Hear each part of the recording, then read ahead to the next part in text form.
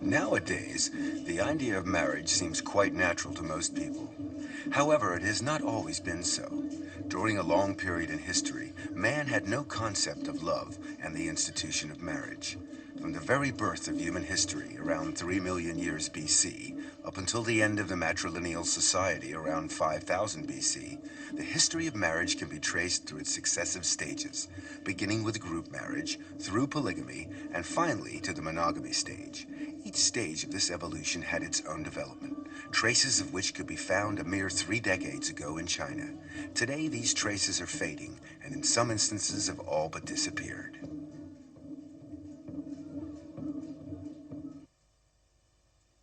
Feudalism ruled over China for thousands of years, and indeed its influence is still felt today.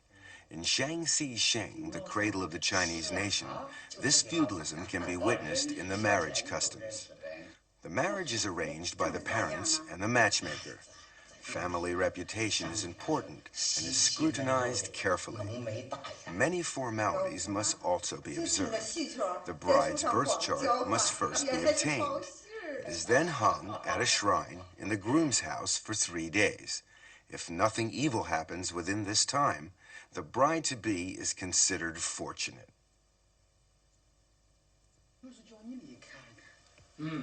A fortune teller then confirms whether she will bring luck to the groom's family. This is known as matching. Once a bride price is agreed and is delivered to the bride's house by the groom's family, then the wedding day is set. On the eve of the wedding day, the dowry is delivered to the groom's house. There, every item is announced in the traditional manner. Any deviation could bring disgrace to the families. The day of the wedding, and the groom's house is festooned with bright decorations. The bride is carefully groomed as she awaits the sedan chair. She looks forward to the big event with some trepidation, as she has yet to meet her future husband.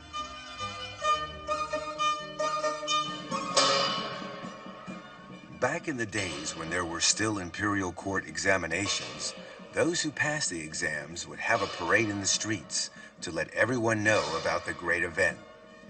And a wedding was also regarded as very important. No expense was spared to make it the most spectacular and memorable day of the bride and groom's lives. Throwing buns to the crowd is traditional in marriage ceremonies. Amongst other things, they are supposed to ward off toothache.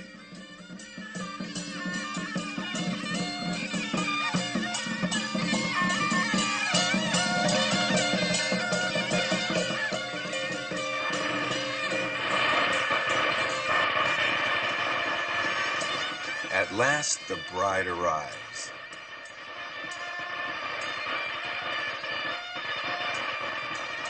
The bridegroom leads the bride by a red silk rope, which symbolizes the husband's rights over the wife. She follows him along a red carpet. The bride clutches a vase and a mirror as she steps over first burning coals and then a saddle to protect her against evil.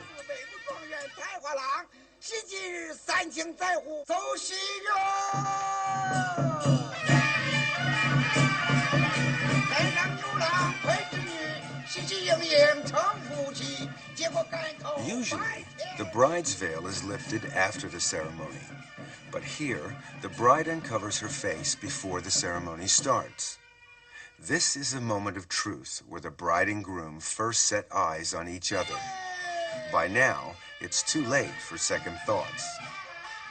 Of course, even an arranged marriage can turn out to be a successful and happy one.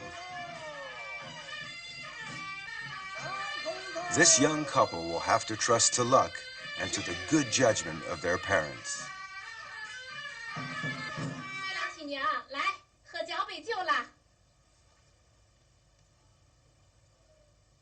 After the cup of wine, as custom dictates, the newlyweds walk around the four sides of their nuptial bed to pray for a large family.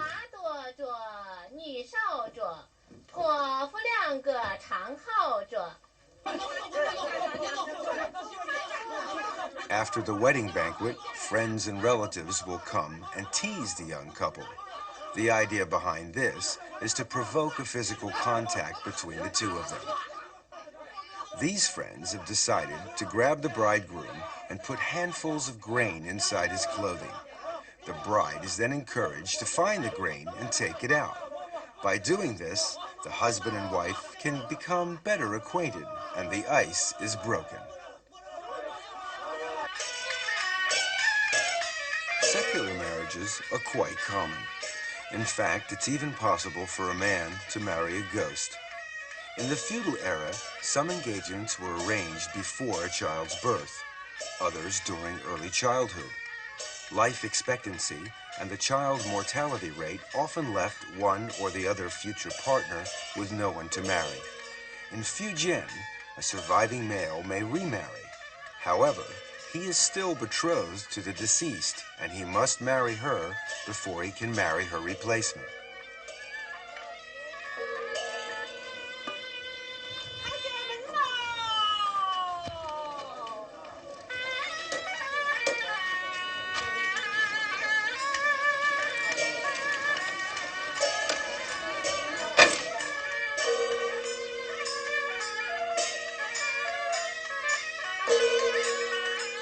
The bride, in these cases, is replaced by a dummy. The ceremony remains the same.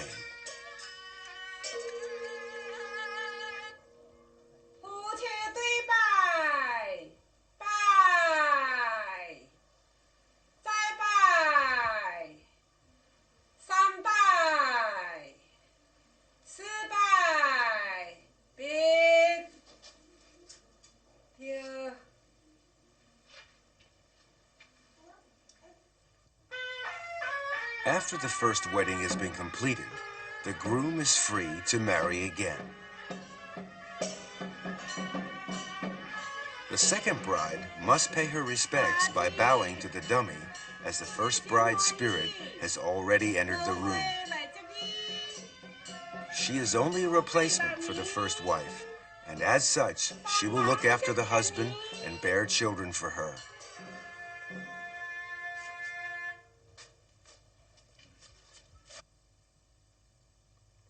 On the first night of the honeymoon, the dummy is put on the bed. Beside her is a paper husband, so that she won't be jealous.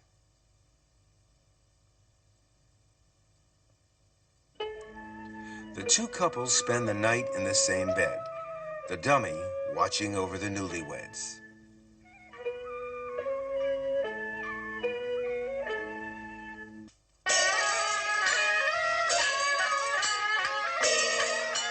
These feudal practices are unfair when it comes to women who lose their betrothed before the wedding day. If the man dies, the woman must marry his ghost. But unlike a man, she is required to remain a widow for the rest of her life.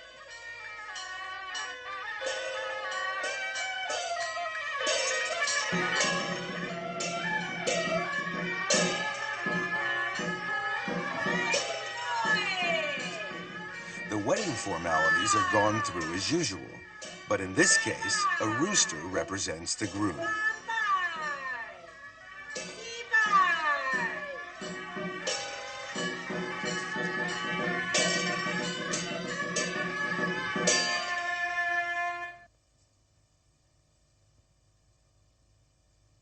When the wedding is over, the bride is left alone with her husband's shrine in her room.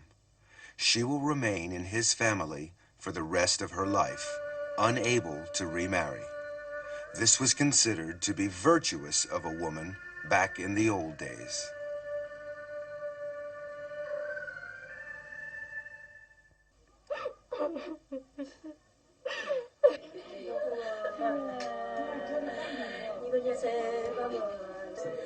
This bride-to-be is weeping over her coming marriage. It's quite common in many places. In Hunan, the Tu-Jia tribe is a typical example. According to custom, this girl started weeping 48 days before her wedding day. Her weeping is interspaced with singing. She is sad because her marriage will mean leaving her parents. As she sobs, she also curses the matchmaker for having found her a husband who will take her away. Her girlfriends join in the mourning. They mourn the breakup of the family and the severing of domestic ties. They mourn the success of the matchmaker and the dressing of the bride, and her farewell to her birthplace. In all, 11 mourning procedures must be followed.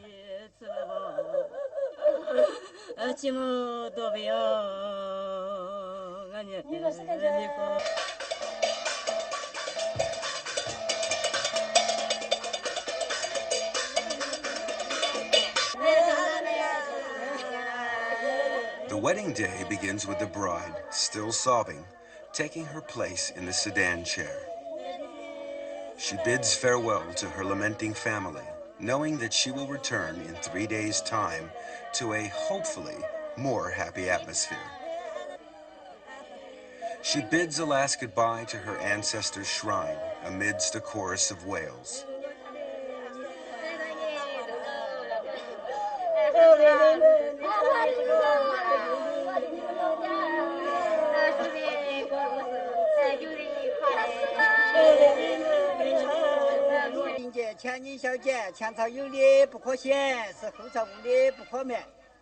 The sedan chair is smeared with chicken blood.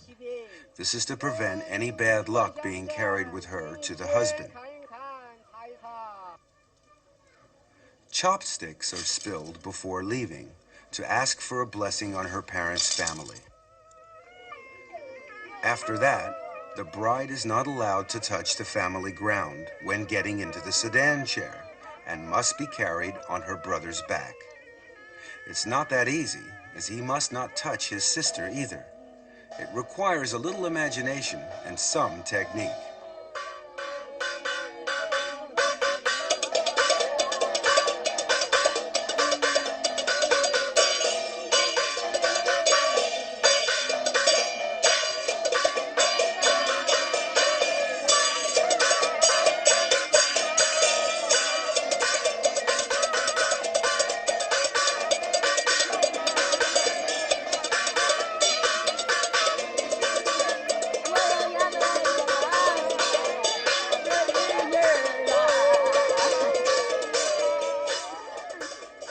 The bride is supposed to struggle to show that she is unwilling to leave her family.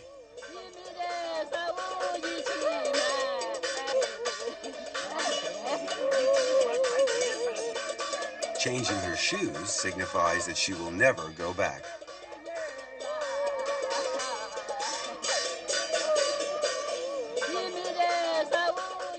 Her girlfriends make a pretense of grabbing the sedan chair as it's leaving. It's very important to make a good show of this. Some scholars believe that this symbolizes the woman's resistance to the husband's rights.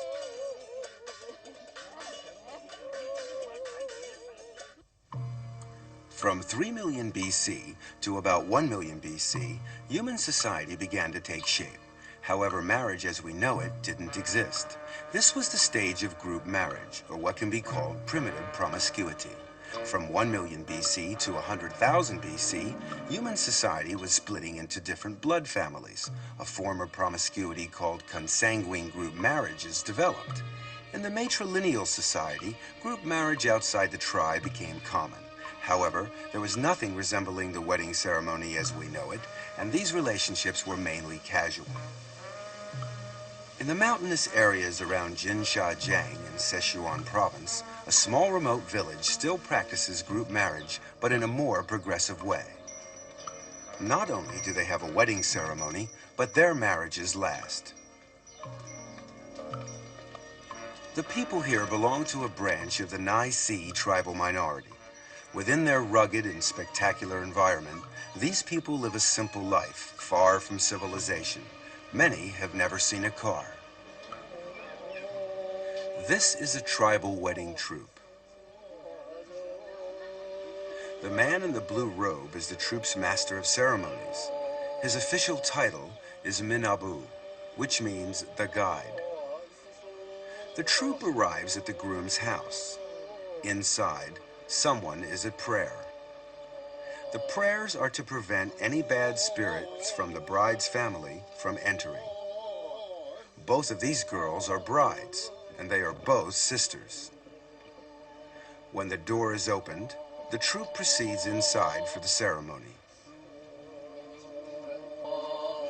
The man praying is called a dongba, who acts as a kind of priest cum official, and who is considered very powerful by the villagers. Interestingly enough, there are no less than 4 grooms here, and they are all brothers.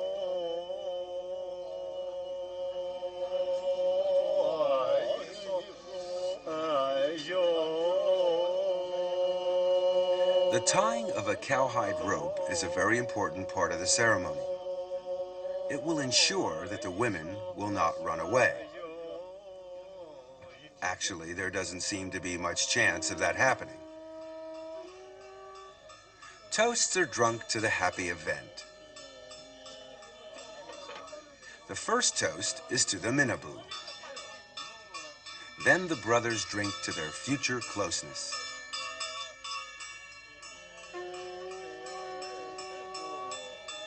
A toast to the brides follow. They are now husbands and wives. Each husband will have 2 wives, and each wife has 4 husbands.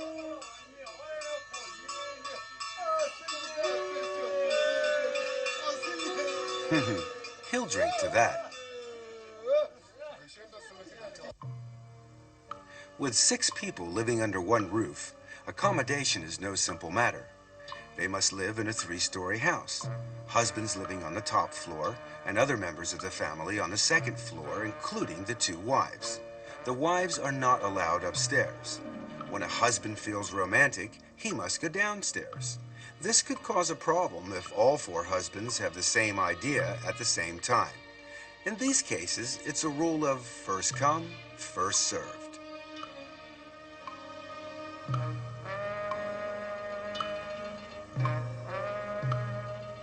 Let's have a look at another family. This man is married to 2 wives. This is another example of group marriage. The girls are both sisters, and as they cannot handle heavy jobs, they regard their husband in part as a laborer. This one's very efficient in all departments. In the space of 10 years, the 2 sisters have given birth to 14 children. So this man is proven to be a good husband, as a large family means a big labor force. It's harvest time in the surrounding countryside. The procession of family members makes its way towards the fields.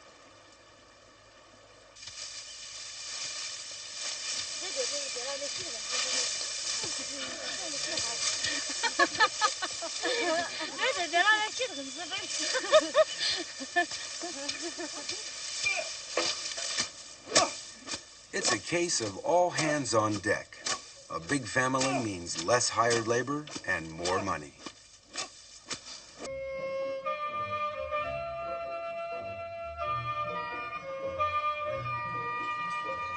This family here, on the contrary, consists of 2 brothers sharing 1 wife. Their lands are on the other side of the mountain, and the journey takes all day on foot. Usually they leave their wife at home and spend most of their time farming and hunting in the woods nearby.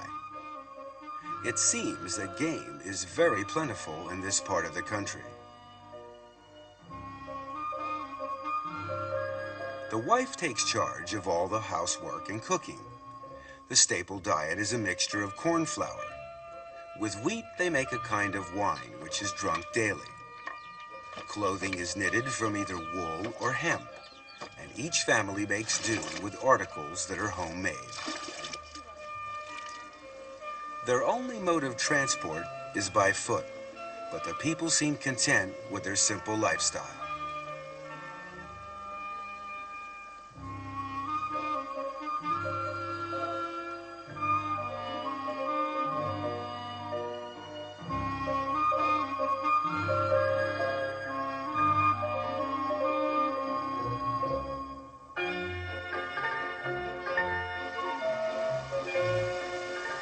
This woman spins thread as she goes about her daily routine.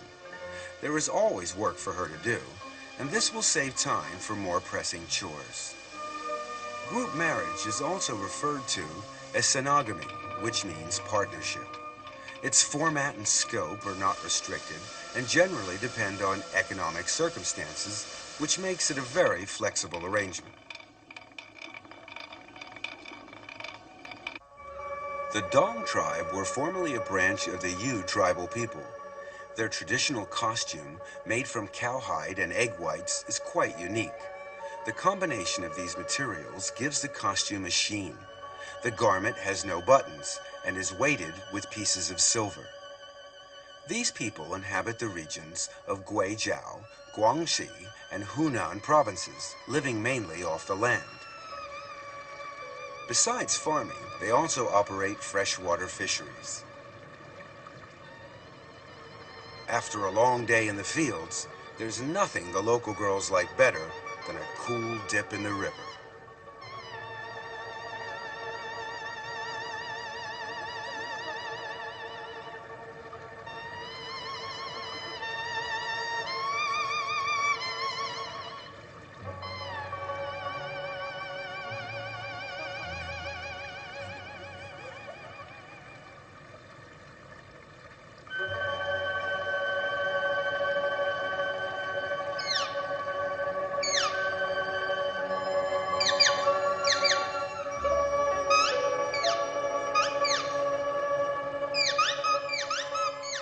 On some of the main routes to the village, intricate wooden bridges span the rivers.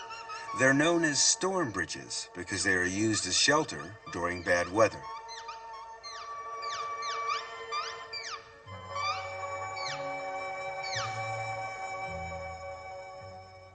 These towering structures in the village are pagodas, which are built in such a way that they resemble giant fir trees.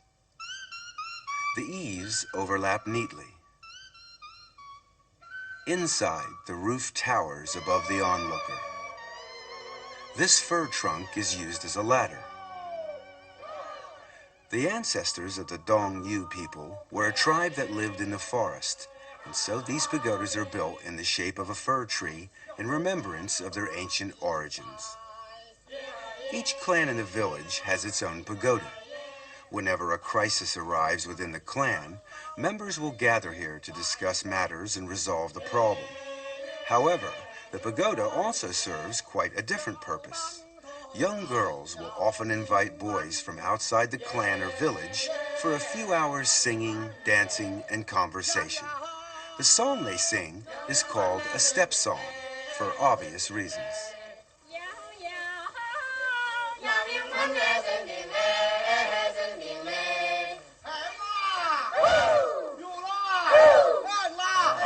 The wedding of a Dong villager.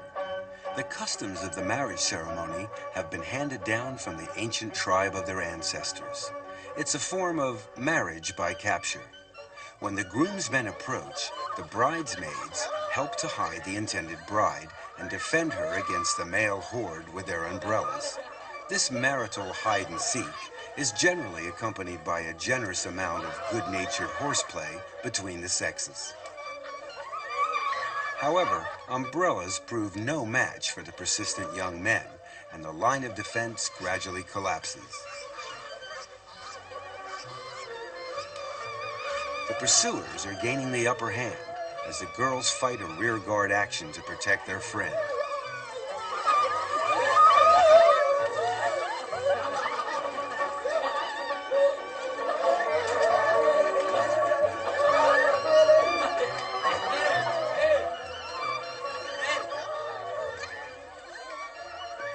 It's the end of the battle, and the bride, a little out of breath, but none the worse for her ordeal, resigns herself to submission.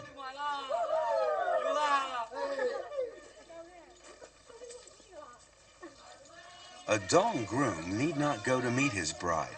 Instead, accompanied by her bridesmaids, she walks off to join her future husband.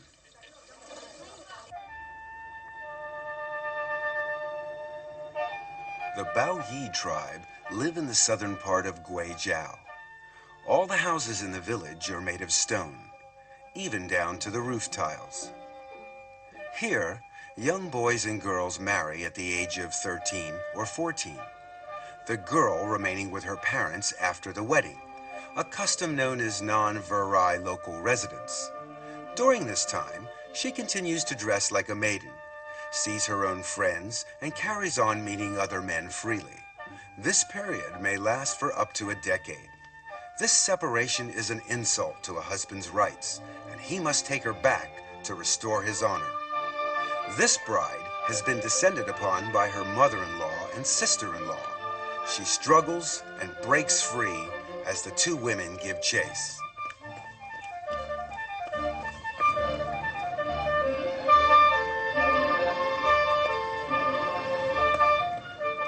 Finally, the game is up and the bride captured. The bride will have her hair combed out so that she no longer looks like a young girl. From then on, she is a woman and must assume her responsibilities as a wife. It's another form of marriage by capture.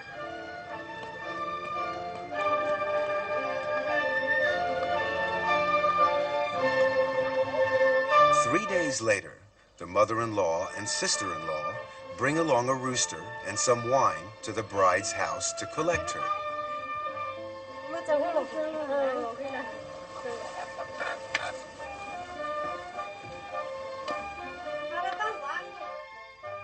She is given a change of clothes and required to dress like a married woman. A traditional hat is placed on her head. From now on, she is obliged to stay with her husband and renounce her flirting with other men.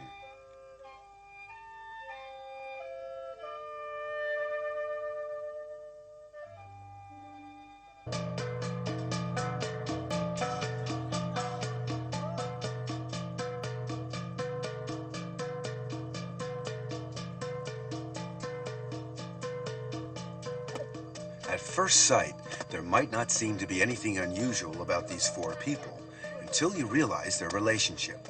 The man on the left is the husband. On his left is his wife. On her left is her lover, and next to him is her lover's wife. This complicated relationship is quite common for these people.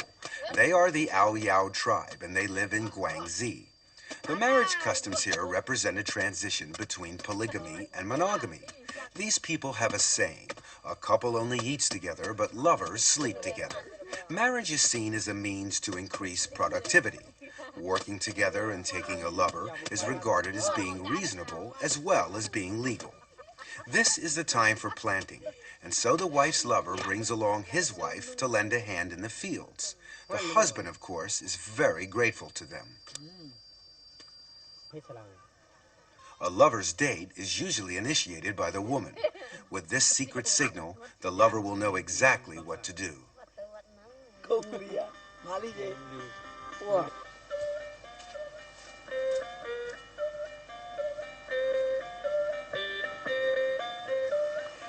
As darkness falls, the lover arrives bearing a torch as a sign that the meeting is quite open and honorable.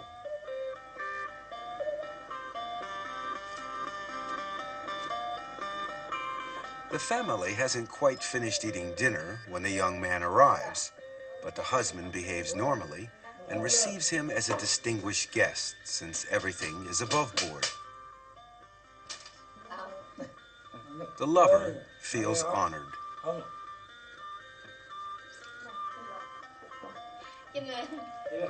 The young daughter's parentage may be in some doubt, but it's hardly important as both men treat her with equal kindness.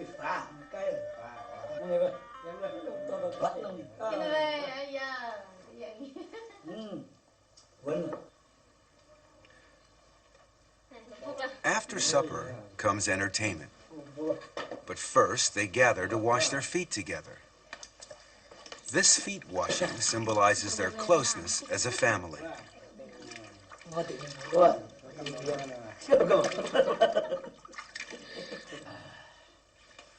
When everything has been seen to, the wife and her lover are free to enjoy themselves. The husband is expected to leave them alone, so he lights his own torch and goes off to meet his own lover.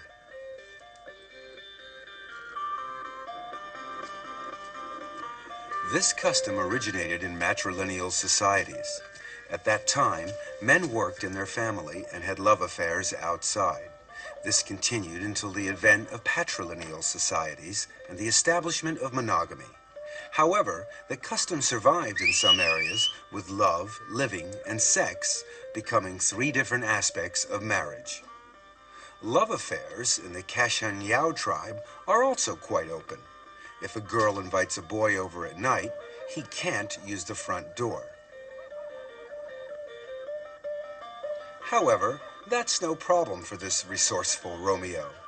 The post is there just for this purpose, and he climbs up to join his sweetheart.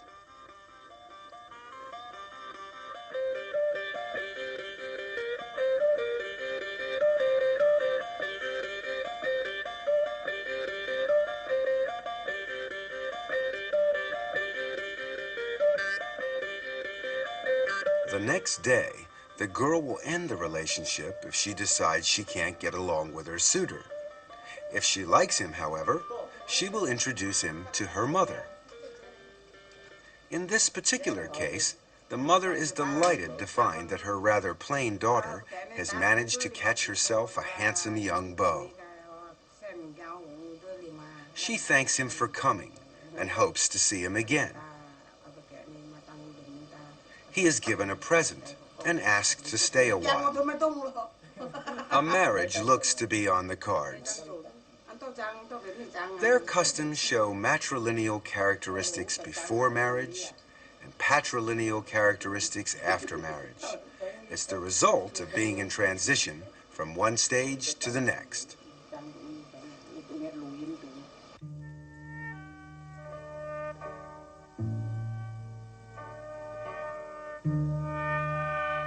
The Anis in Sichuan Bana are a branch of the Han people.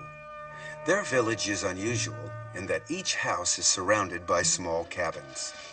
The houses serve as the living quarters.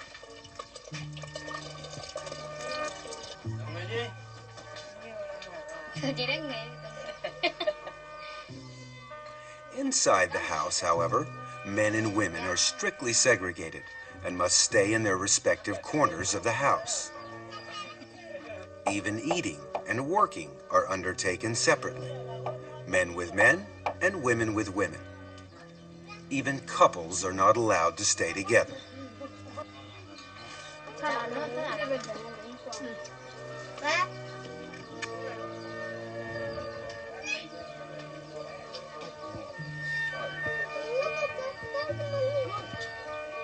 As you can imagine, this total separation is not conducive to the propagation of the species, so this is where the cabins come into play. Every male adult has his own cabin where he can date girls and indulge in his amorous pastimes. It's a characteristic of their patrilineal society.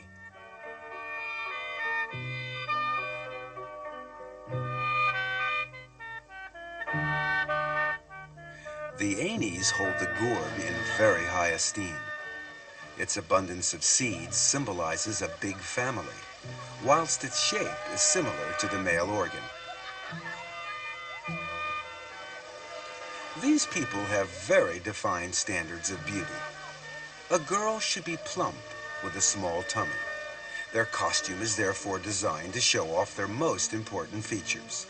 The skirt is just long enough to cover the bottom, and it sits low enough to enhance their beautiful figures.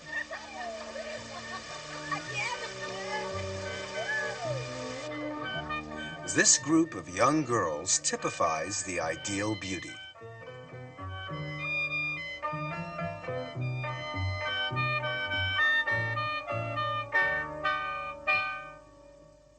But even beauties need a little makeup. Their adornments are extraordinary. Silver, ribbon, and lace are commonplace, although the girls often use nature's riches to enhance their looks. Strings of flower seeds are worn rather like a pearl necklace.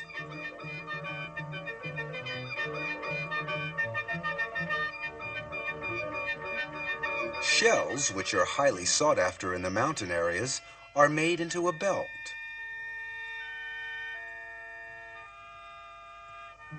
Another piece of natural jewelry is this flying beetle.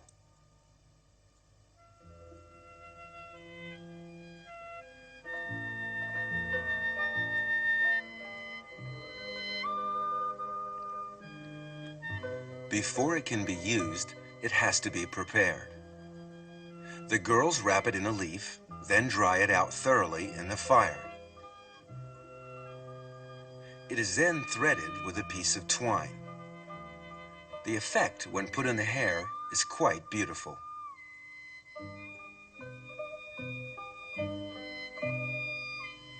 When an any girl reaches the age of 18, it's time to get married. But before any proposal can be made, a young man must know the girl's status. A yellow cap shows that the girl is 18 and is still single. A black hat means the girl is already married. A round hat means she's under 18 and can't get married yet, although she can have a social life.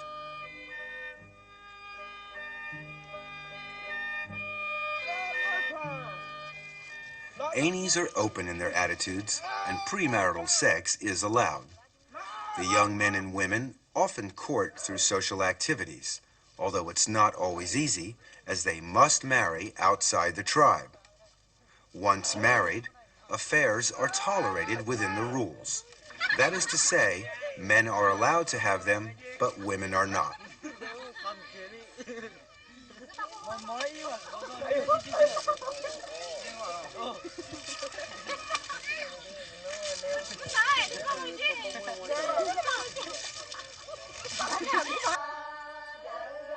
There's another way that young men and women become introduced. Young men from outside come in search of a girlfriend after first having obtained permission from the local villagers.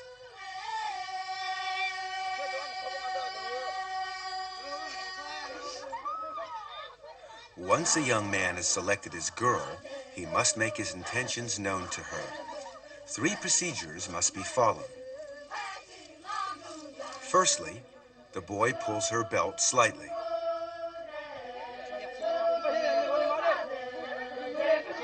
Then he pats her on the shoulder. Finally, he grabs her from behind. If the girl resists, then the boy must leave her alone and try again with a different girl.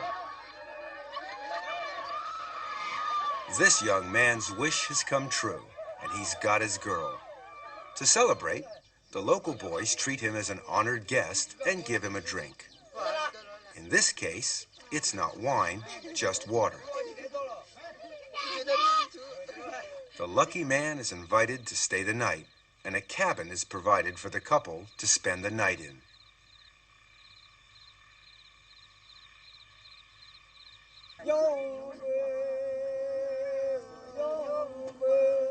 When night falls, the village social life begins. Those looking for a mate assemble.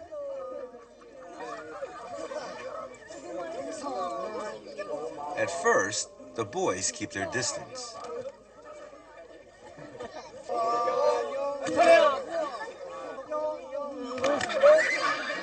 But after a while, they become more at ease, and they get closer to the girls.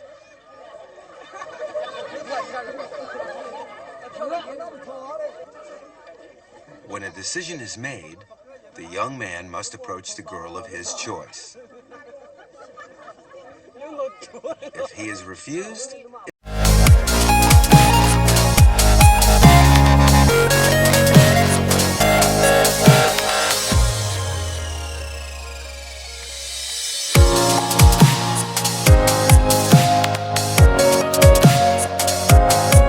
it's bad luck, and he must try again.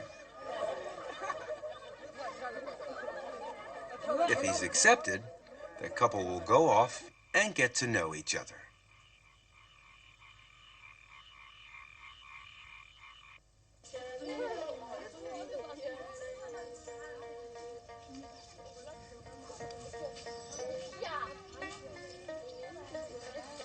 The remote Ai Lao Shan Mountains in Yunnan is the home of the Yiche.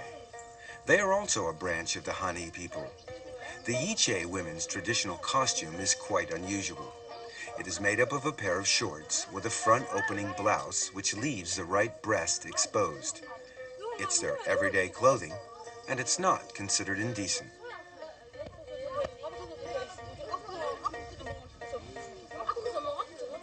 All women want to look beautiful, but definitions of beauty vary from country to country. These girls have a natural beauty, something that no amount of makeup can provide.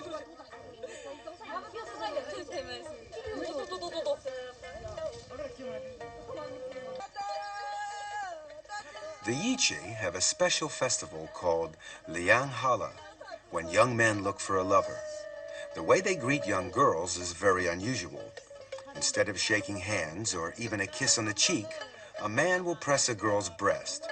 Right side for old friends and left side for strangers. It's a great embarrassment if the wrong one is pressed, but the faux pas is quickly forgiven.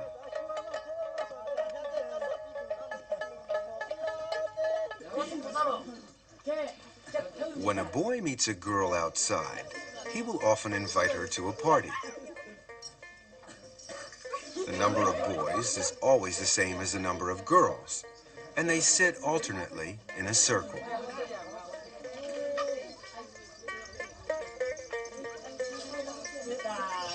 They talk and flirt freely with either the person to their left or the person to their right.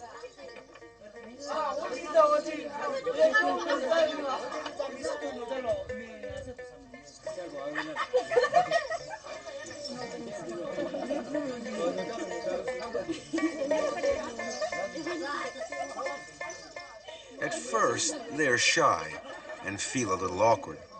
But after some wine, the ice breaks and everybody feels at home. By the time the meal ends, everyone is in high spirits.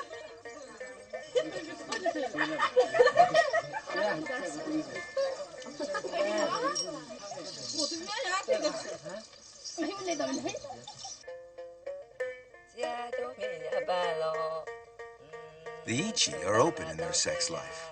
However, despite this, an illegitimate child is frowned upon. This is not much of a problem, as all girls are betrothed at the age of 4 or 5.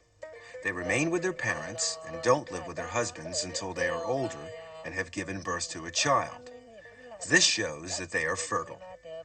It's another example of a non-viral local residence. A bridal party readies itself for the big event. The smartly dressed girls here are only the bridesmaids.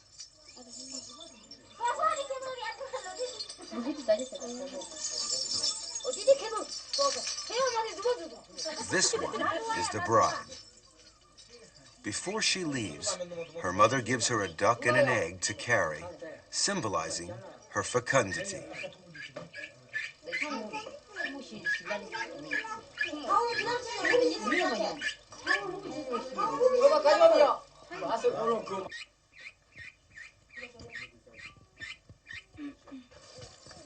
This man is being beaten as he is leading the party taking the bride back home. It's part of the custom here.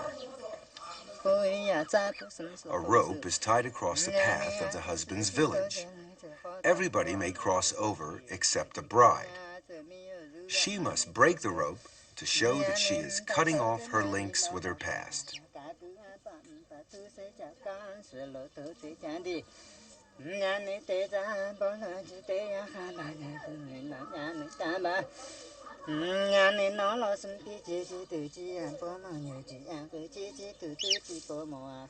On arrival, the egg is put on the stove, and the bride will share a bowl of uncooked rice with her new husband.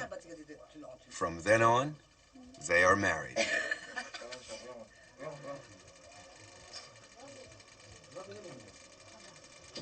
这一点没东西啊，这一点马着什，马上马着什。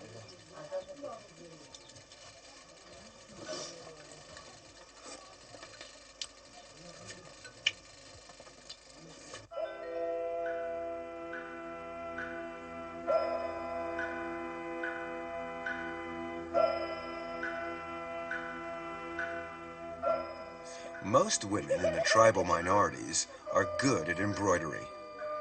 This is especially true of the white-trousered Yao. Like in many other tribes, they use it to convey love to the young men they admire.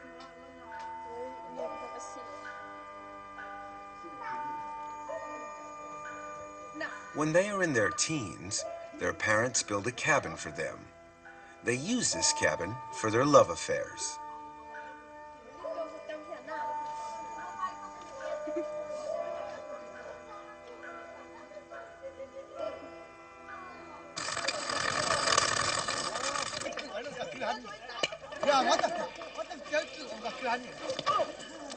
Contrary to what you may think, the long-haired youngsters playing here are all boys. The short-haired spectators are girls. Girls have their heads shaved from birth and remain bald until they start their social life. These novices still sport a short haircut.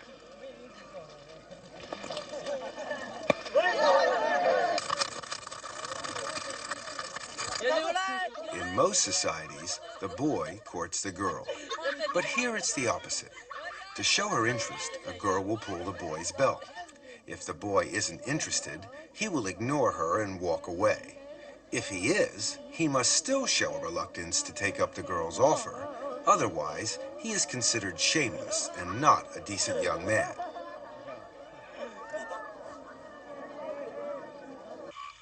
If the girl wishes to take things further, she will take the boy home. Some boys prove to be more shy than others.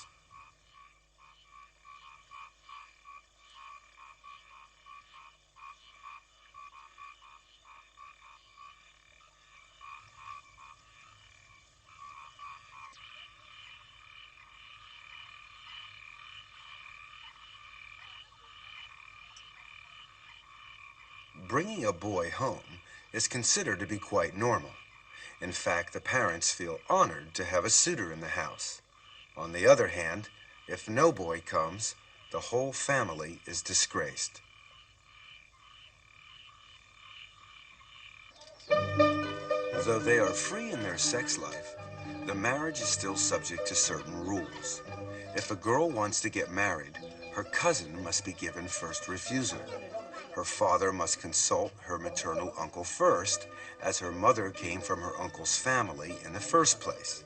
It is thought only natural that the daughter should be offered in return. The offer is made in a roundabout way. The father asks, "The vegetable on my farm is mature. Would you like it?" The uncle replies, "It's good, but no thank you." This answer will make things easier. The girl is now free to marry the boy of her choice. Under an arrangement between the father and the uncle, 2/3 of the betrothal gifts will go to the uncle in recognition of his consent. Marrying a cousin is a form of intermarriage referred to by anthropologists as secondary blood tie marriage.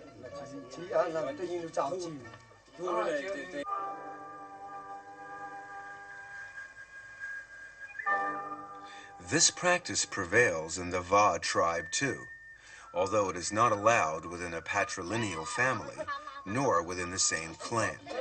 It is even forbidden to marry someone with the same surname.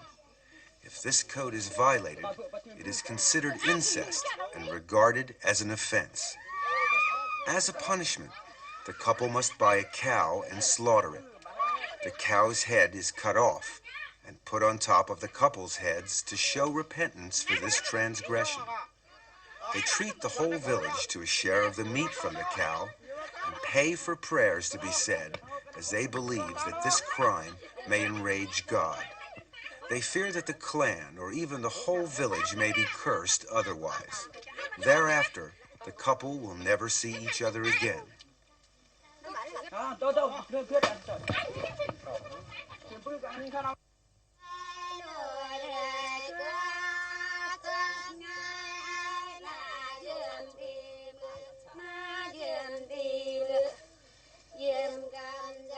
The Va live in the mountainous region of Yunnan.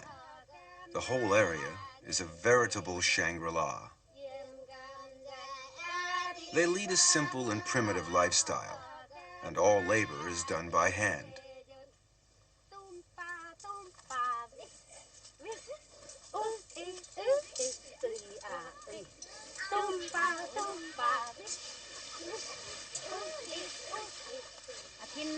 The women usually work stripped to the waist. Bamboo is put to a wide range of uses: for constructing houses, carrying water, drying the crops, and storing grain.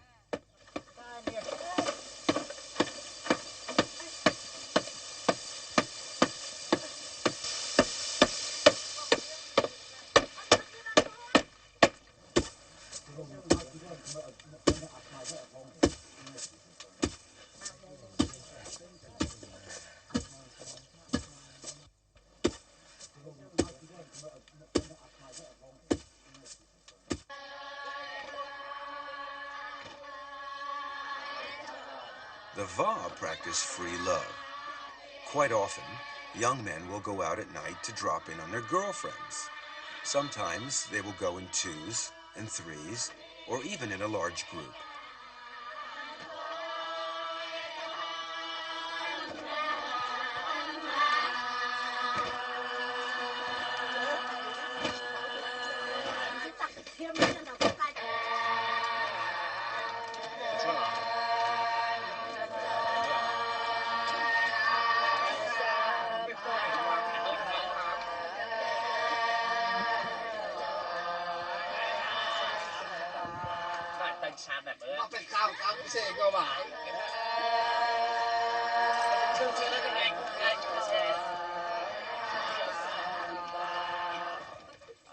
They spend the evening singing, dancing, and eventually sleeping together. Sleeping together is a sure way of having pleasant dreams, an important part of a good night's rest.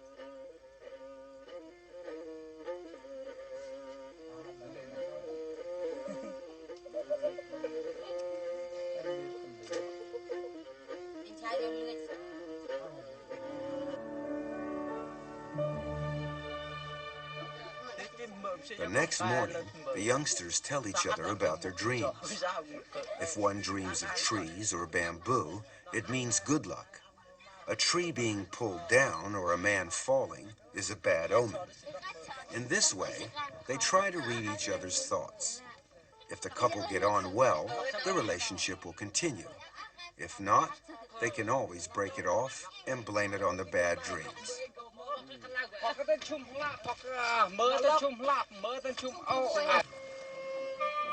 Matrilineal society flourished between 10,000 and 5,000 years BC. At first, people practiced group marriage, but slowly this evolved into polygamy. One example of polygamy is visiting marriage. This is practiced by the Moshu people of Yongning. This is a typical Moshu house. It shows the status of the Moshu woman. Women live upstairs, each having their own room. The rest of the house downstairs is occupied by the old folks and the young children. Adult males have no place in the home and are obliged to stay with their girlfriends at night. Those unlucky enough not to have girlfriends must rough it with the animals.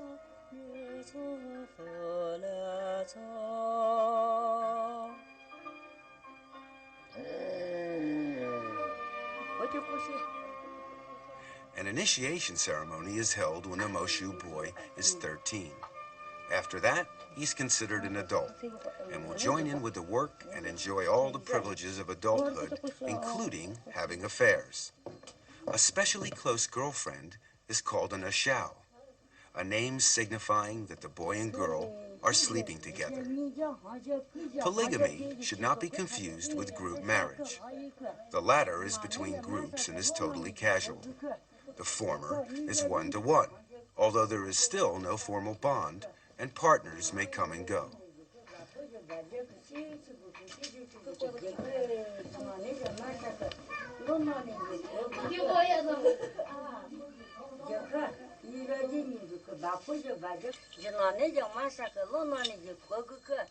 After the ceremony, this young Moshu boy will be an adult.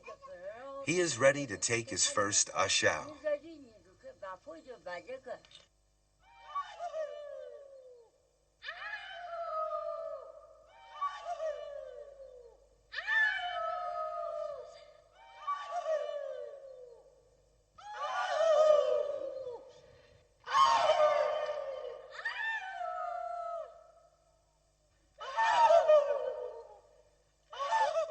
If any of these boys and girls fall for each other, there will generally be a very quick response.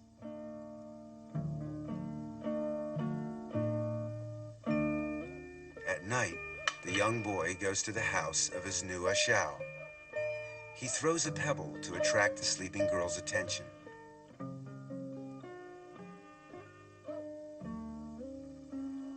The girl comes down and invites him upstairs.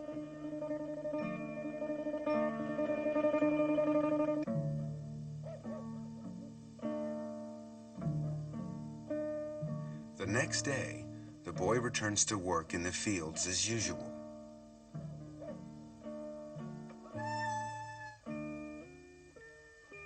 If he fails to come back the next night, then the affair is over.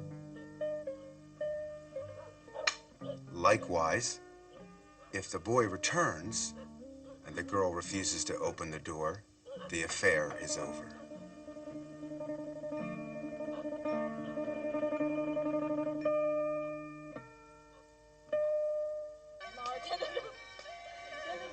Children born from a visiting marriage are raised by their mothers.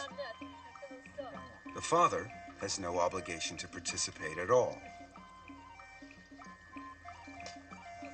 However, men are not all without feelings, and after a while, he will lend a hand with the housework and the child.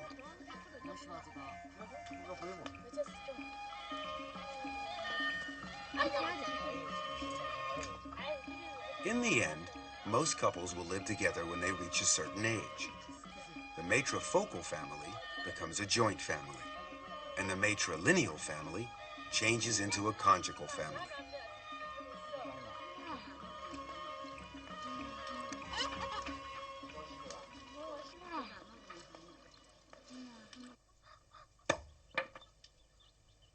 Visiting marriages have no rights, but for the Zhuans in Qinghai, it's quite different. A lama blesses the girl first. This ceremony is for marriageable girls and is an ancient tradition for these people. Girls are free to select their mate.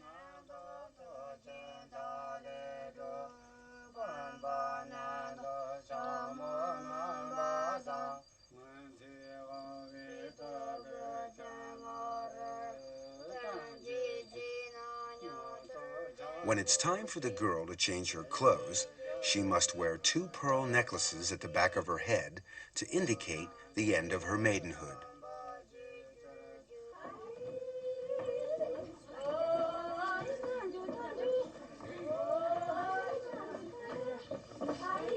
Female relatives congregate around her. The most sacred moment is near.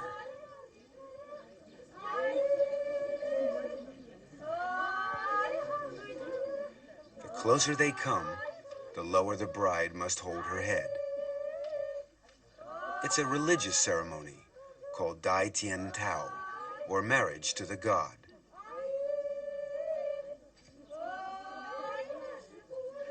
The holy water being sprinkled is in fact milk.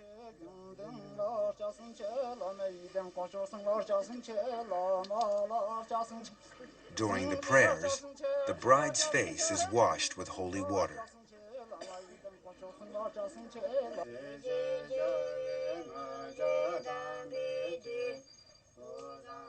The ceremony is about to begin. Strangely enough, there is no groom present at this wedding. Dai Tian Tao is a wedding for a single person who has no spouse-to-be. This girl is being married to God, represented here by the Lord Buddha.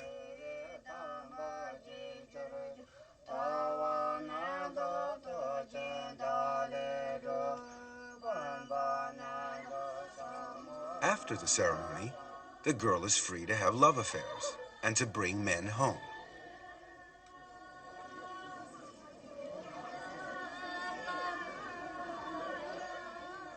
All the villagers attend the ceremony and dance and sing to celebrate her wedding.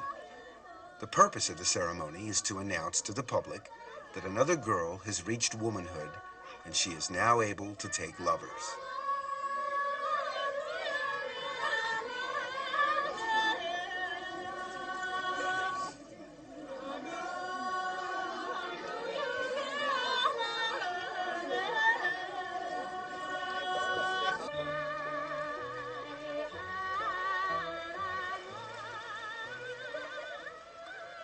Now that she is married, she may indulge in the activity of jiao shang, having love affairs. It's a form of polygamy where the couple come together for a purely sexual relationship with no thought of family bonding. There is no right of exclusive access either. Each partner may come and go freely.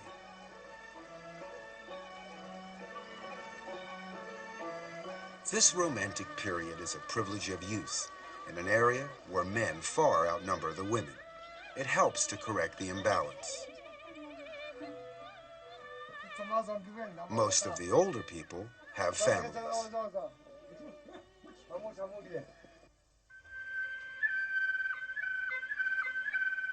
The Miao tribe are a larger minority.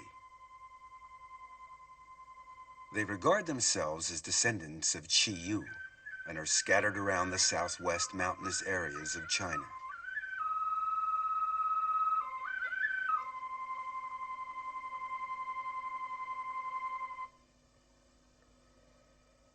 A hero's knot is considered the height of fashion. The Miaos are divided into several branches, and each branch has a different costume. Customs are different too. There are always festivals to celebrate. In some areas, there's a festival almost every month. And at these times, the Miao girls are especially busy. They dress up in traditional costume for the event. They don't get dressed at home, but bring along their costume to the festival where their mothers dress them in public. Everything of value is worn. Silver ornaments show off their wealth, whilst the intricate dresses are a witness to their handiwork. A pierced ear with a large hole is considered prestigious and is meant to attract admirers.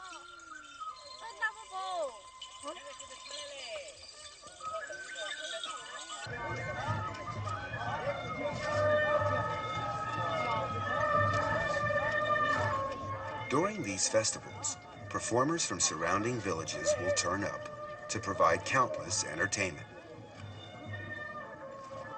Today is the 8th of April festival.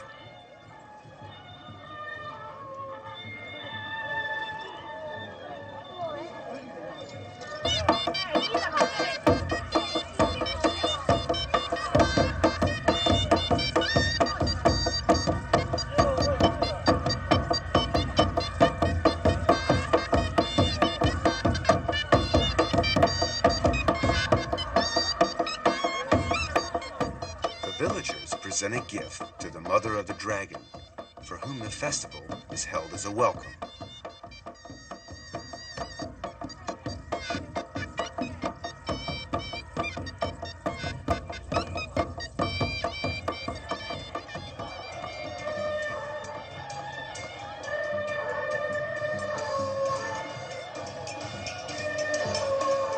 Like the Han people, who Miao race dragon boats at the annual Dragon Boat Festival, the Miao legend surrounding this festival is identical to Han legend, except that they maintain Yun was a Miao. Hunan is the Miao place of origin, and there are indeed historical records of a Miao army, so their legend is not based on fantasy.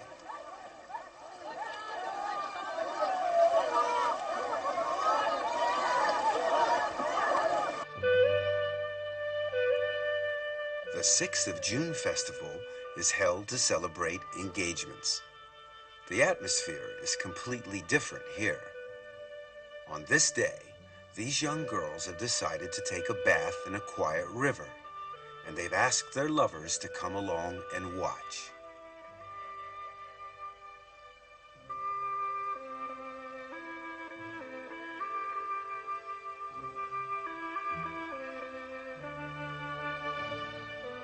This boy makes a thorough examination.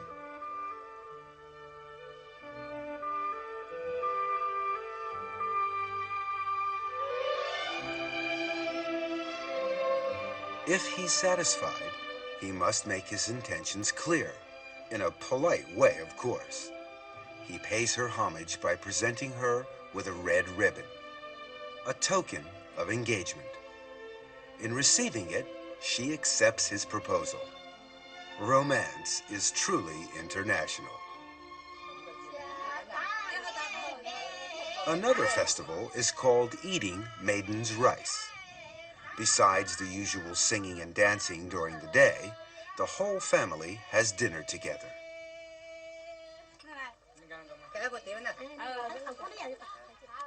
A song of toast is sung, and wine flows freely as the family enjoy the special feast that's been prepared, whose main dish is this colorful rice.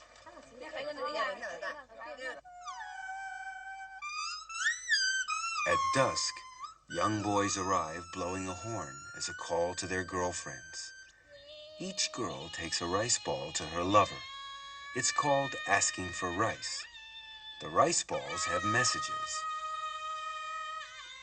Pine needles inside the rice ball means that the girl would like needles and thread as a present.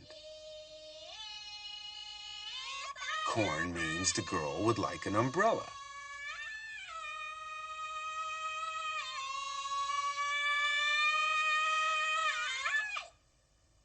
Two sticks bound together mean they'll never part. True love. If it's empty, it's bad luck. It means she's breaking it off. Meows will select their mate within the tribe. Two young persons meet on the road. They sing to each other to show their admiration. During the song, they find out about their respective backgrounds and see if the other is knowledgeable. It ends with a real heart-to-heart talk, and the relationship becomes closer as a result.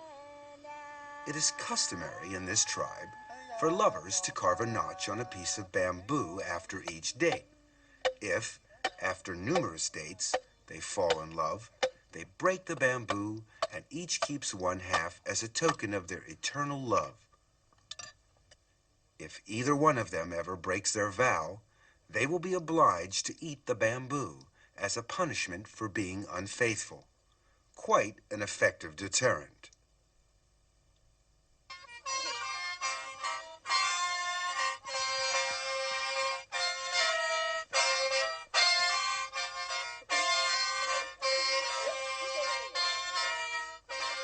The Gurja are a branch of the Miao tribe.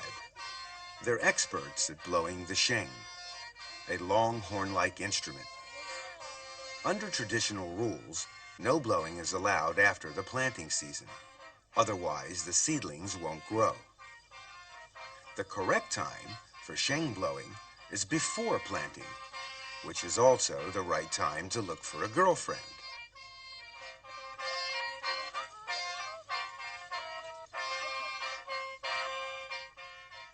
Slowly, the girls dance around the boys. Each girl holds a necklace in her hand. As they dance, the girls choose. They put their necklace on their favorite boy's sheng. This is called asking for necklaces.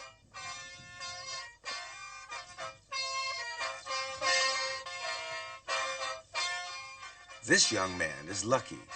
His sheng has been decorated.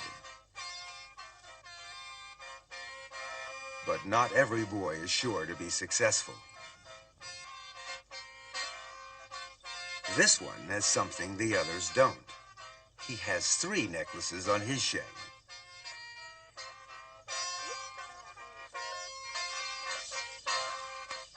The dancing courtship over, they go off in search of other entertainment.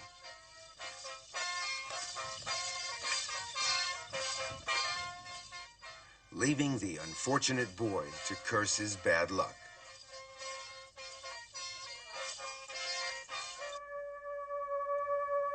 The green-trousered Yao of Guijiao have a completely different way of courting.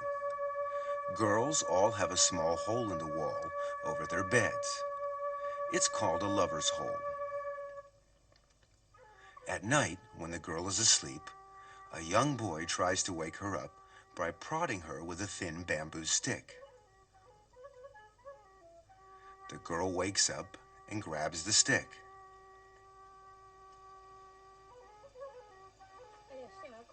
But she doesn't react favorably. So the boy decides to go home. Another one soon arrives.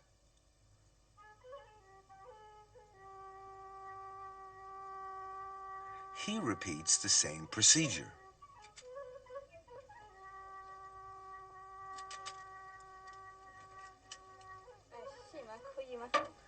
This time, things look more hopeful.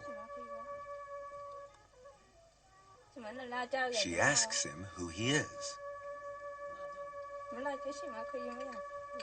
They talk to each other through the hole, usually until dawn.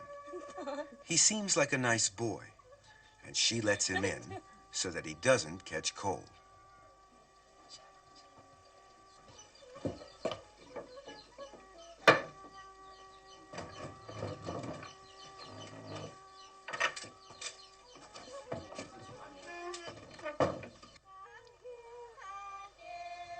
In every Miao village, there is a special place where young people can meet to date or just to talk. Normally, they date in the evenings, but when they're not too busy farming, they also meet during the day.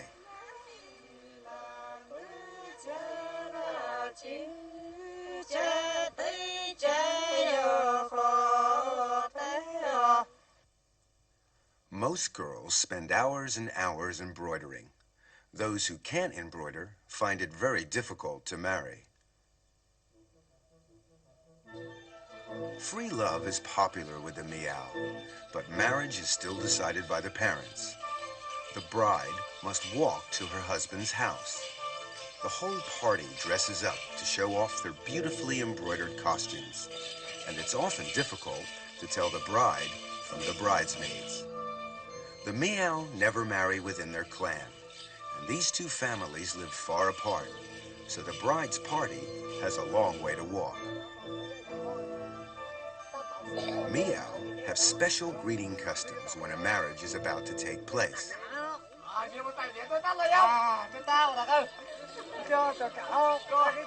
The villagers wait at the entrance to the husband's village and make the bridal party drink from an ox horn. The drinker must be careful not to touch the horn with their hands. Otherwise, they have to drink it down in one gulp.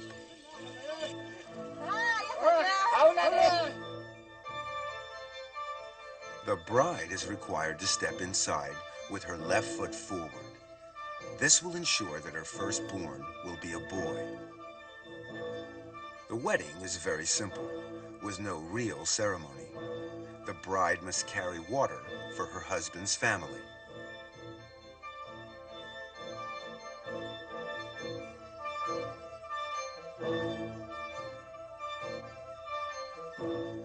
At night, she must stay alone in the kitchen. The groom must also find somewhere separate to sleep until the bride is returned to her parents' house. The next day, the bride leaves and goes back to her parents' house. There she continues her work, embroidering singing love songs, and having affairs with young boys.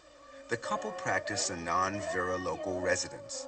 Only in the busy farming season or during festivals will the bride go back to her husband's house for a few days. After she's given birth to a baby, she will start living with her husband. Another form of marriage is the secret marriage. This young couple haven't got their parents' consent, so the boy sends a group of his friends to collect the bride secretly. The bride is ready and packed. She goes off to a quiet place with her bridesmaids, where the wedding is to be held in secret.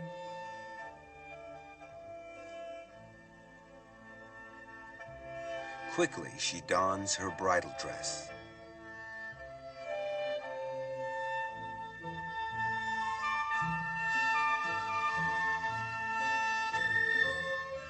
Some food has been prepared for the wedding breakfast.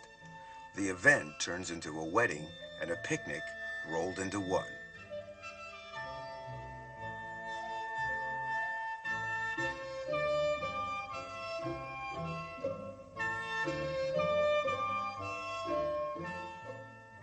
She follows the groom's assistants to her husband. The wedding is now completed. This kind of marriage is recognized as being legal, and the parents cannot object.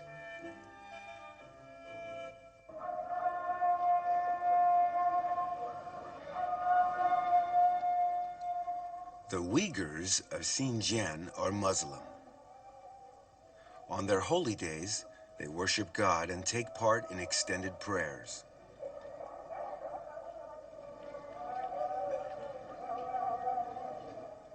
Only men are allowed inside the mosque. Women are strictly forbidden. Islam respects patriarchy and a husband's rights over his wife. Women are regarded as subordinate in all matters. Previously, they were obliged to wear a veil when outside the house. If they didn't, the punishment was severe. If a husband says, "I release you," he is considered divorced from his wife, and there is nothing that she can do about it. Islam allows polygamy. Their holy book, the Quran, says that a Muslim may marry the woman he loves and have 2, 3, or even 4 wives. An old-fashioned Uyghur marriage is very feudal in its traditions and is conducted according to Islamic law. The groom's father brings gifts to the bride's house the day before the wedding. The gifts include a cow. Understandably, he receives a warm welcome. Men and women are not allowed to mix unless they are kin, so the hosts are all men.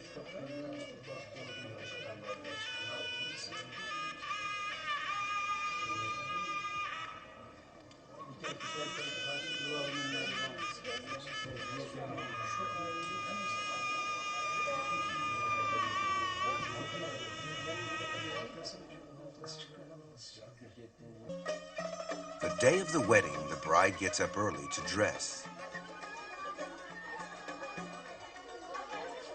The wedding dress is a gift from the groom to show that she belongs to him. She will have to obey him in every way from now on.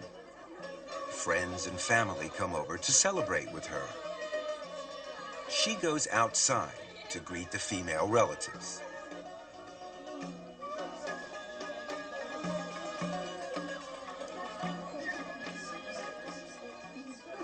The wedding banquet is lavish.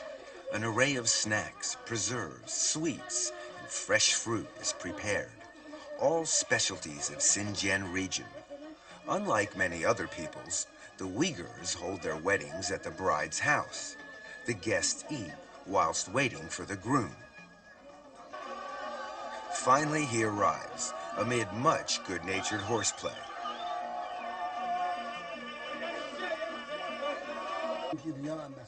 A Muslim holy man conducts the ceremony.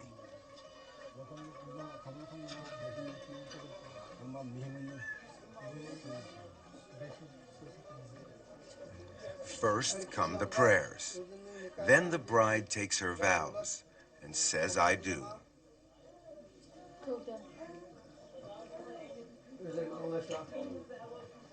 Then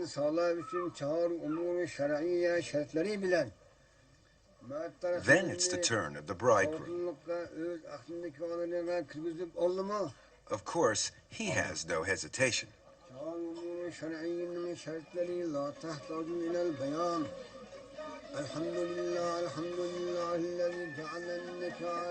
After the vows, the bride and bridegroom share a piece of salted bread.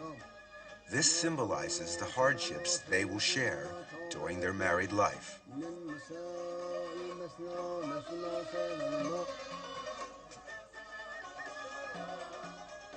The wedding party then travels back to the groom's house.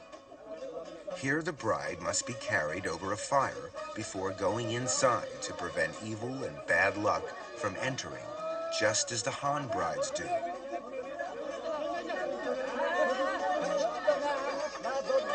Dancing and singing continues in celebration of the happy event.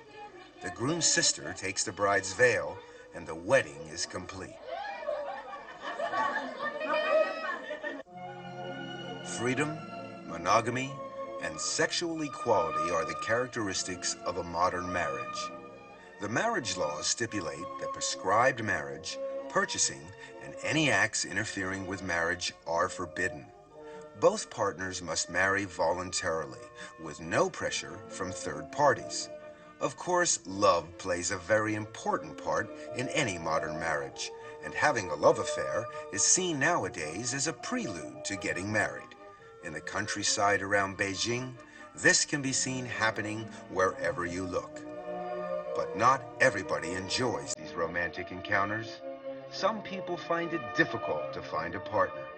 This is especially true in big cities. In Beijing, the worker syndicate has set up a Lonely Hearts Club with a computerized dating facility.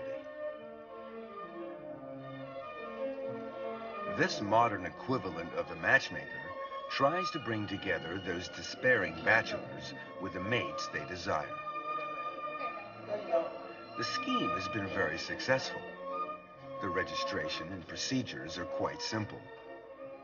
Personal particulars are noted, and of course, individual requirements. Then it's up to the computer to search its files for a suitable match. When one is found, a meeting between the two people can be arranged. First impressions are very important. A little chat helps to break the ice and get to know one another. If all goes well, the relationship will blossom.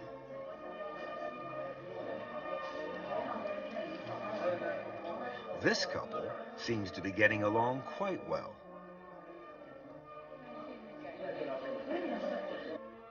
But some are too anxious to wait. They put up advertisements in the hope that prospective girlfriends will read them. Near the club, there's a love corner where young hopefuls gather with the sole purpose of finding a boyfriend or girlfriend. 没什么要求，要求比我强吧，年龄啊无所谓。年龄无所谓啊。大点。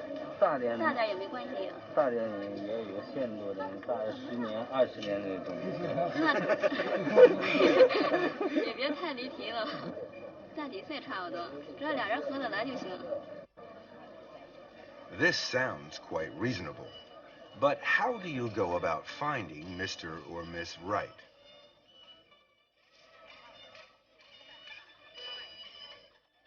Firstly, it must be someone you like.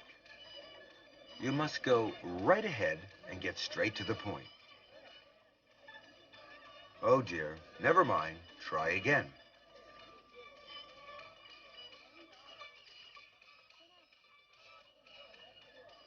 This looks like another no.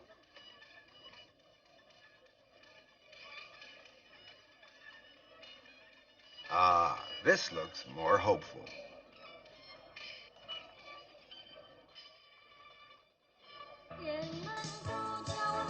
The club provides an excellent service by allowing young men and women to meet and to get to know each other better. Balls are held frequently.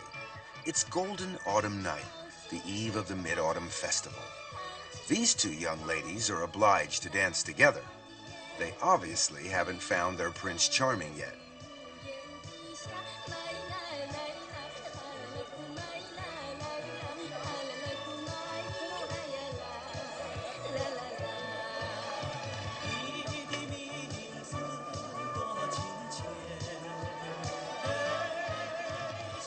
It seems her luck is in.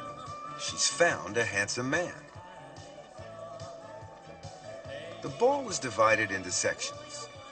This section here is the pro-secondary section for intellectuals. There doesn't seem to be too much happening here.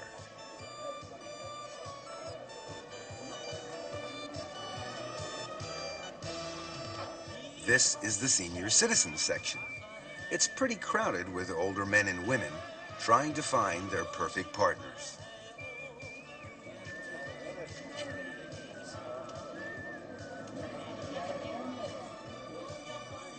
Finding Mr. or Miss Right is not very easy. So the staff does what it can to help. Who knows? Success could be just around the corner.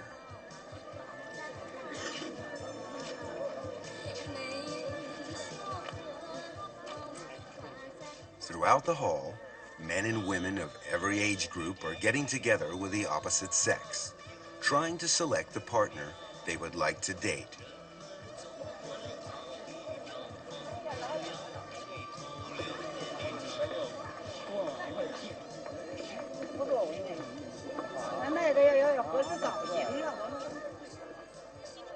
Finally, the ball comes to an end. Partners take their time to say goodbye and exchange addresses to arrange further meetings.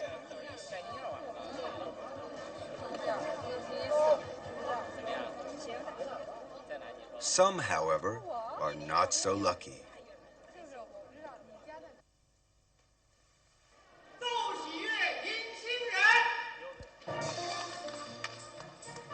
Soon after the Mid-Autumn Festival, the club holds a spectacular group wedding for 100 couples who have found their match.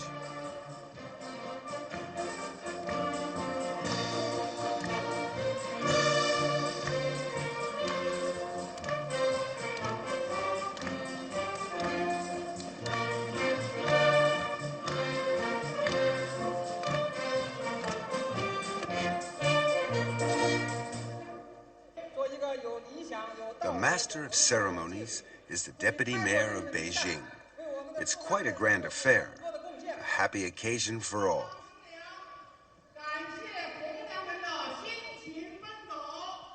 The couples thank the dating service for their hard work.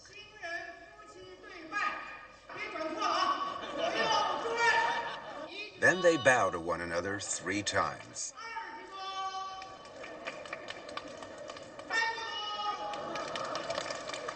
Hopefully, all love stories will have such a happy ending.